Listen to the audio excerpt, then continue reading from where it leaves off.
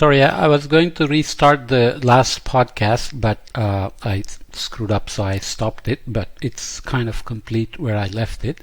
We'll just continue here on what we mean by the new paradigm, carbon fractal. So the properties of fractal systems will help us here. So carbon lock-in exhibits three qualities that are characteristic of fractal systems.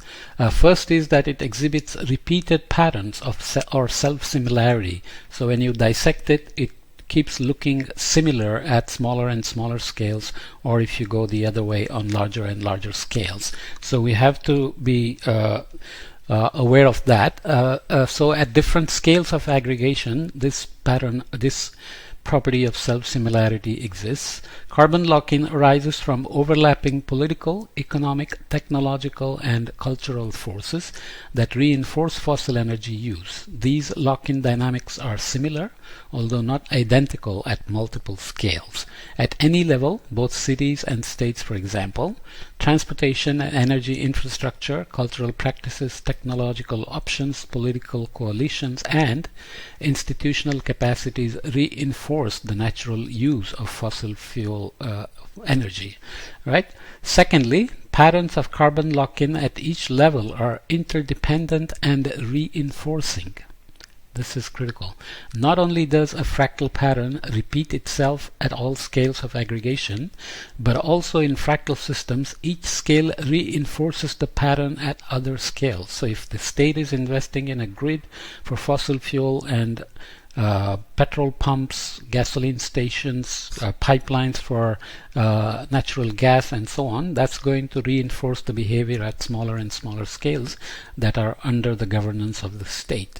So carbon lock-in in cities reinforces statewide lock-in and global lock-in, just as global lock-in reinforces the statewide lock-in and in turn lock-in at municipal levels. So it's a very insidious system to get out of.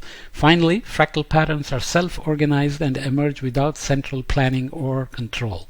The intersection of markets, technological, political, and cultural processes produces emergent fractal patterns. A particular system or individual action may be planned, and certainly actors pursue their political interests, reinforcing carbon lock-in. Yet, there was no overarching plan to produce global carbon lock-in.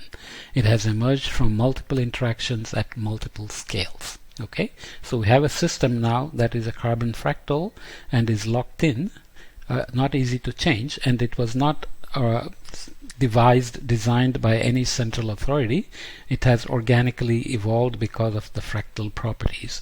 So the paper goes on to discuss the idea of expected future level of decarbonization needed and current level of decarbonization, with the critical threshold where, depending on factors, visual representation of this potential trajectory of a specific targeted system in the fractal with two attractors, carbon lock-in here and decarbonization here. D critical is the threshold point at the boundary between the two attractors. A and B represent the potential interactions in the system below and above that boundary. So depending on whether you can jump from this attractor to that or not, you might get stuck in the carbon lock-in, or you might quickly transition over into decarbonization. And there are other topologies. For example, this talks about having two such thresholds which gives you three attractors. So here is the virtual representation of the potential trajectory of a specific targeted system in the fractal with three attractors: carbon lock-in, improvements, and decarbonization.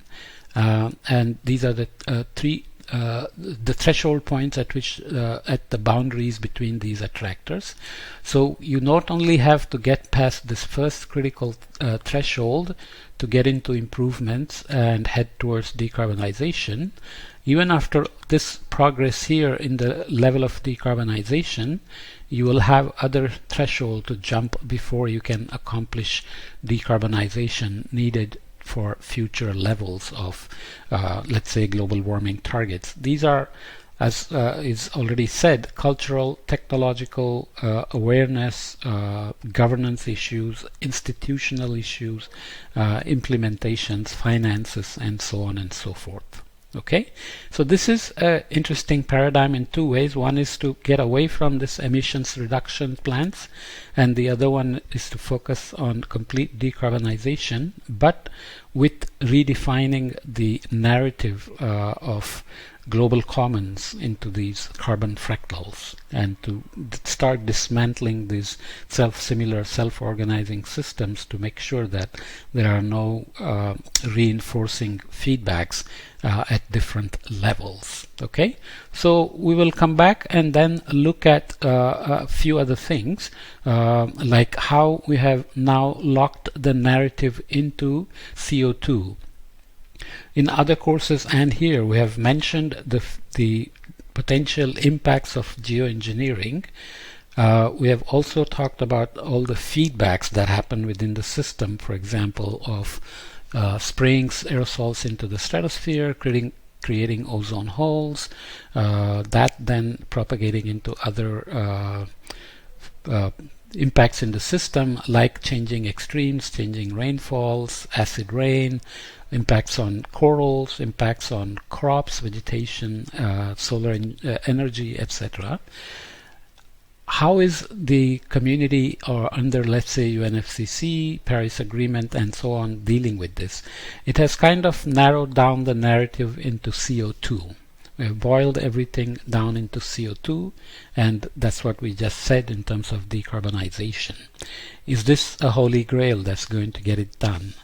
It simplifies the negotiation process and the language and frame everything into carbon metaphor, but is this the best way? So that's the argument made by the author, that we have kind of found a way to diplomatically find easy ways to negotiate, but is this really the best way to get just equitable solutions or even effective solutions? Okay, those are kind of broader issues that we won't get into, but I will show how now CO2 becomes a single narrative when it comes to negotiations. Okay.